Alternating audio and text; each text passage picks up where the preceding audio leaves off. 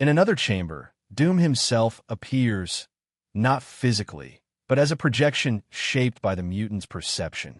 Doom speaks calmly, explaining that power without discipline is the truest form of weakness.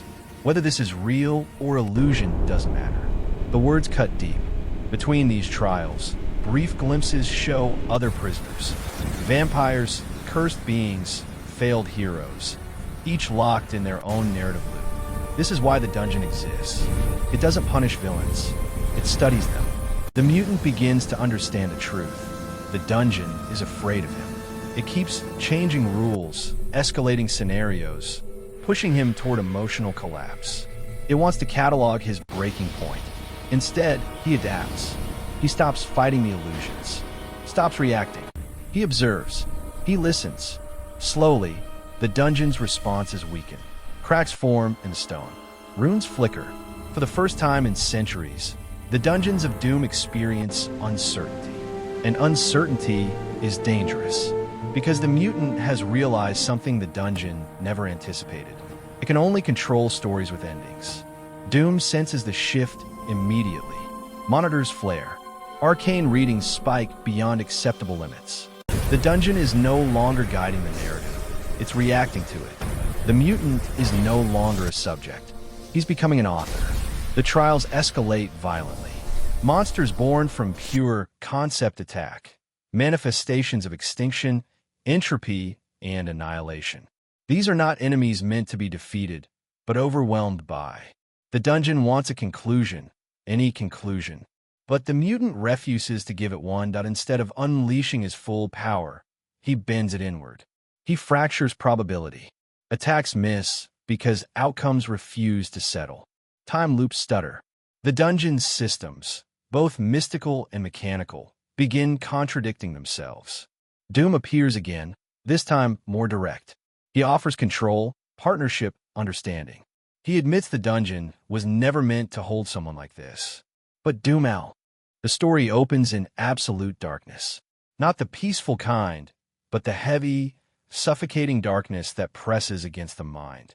A single torch ignites, revealing stone walls carved with symbols older than recorded mutant history. This is the Dungeons of Doom, a place that exists outside time, built not to imprison bodies, but to break souls. A narrator explains that Dungeons of Doom is not one story, but many.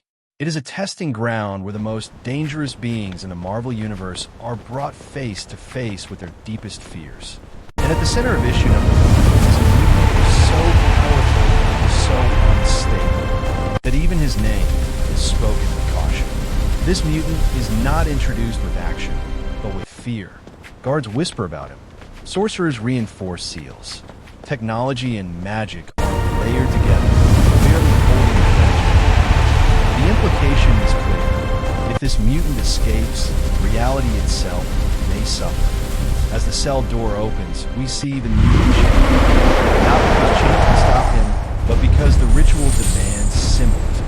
His powers are not flashy. They are subtle, terrifying, and capable of rewriting outcomes.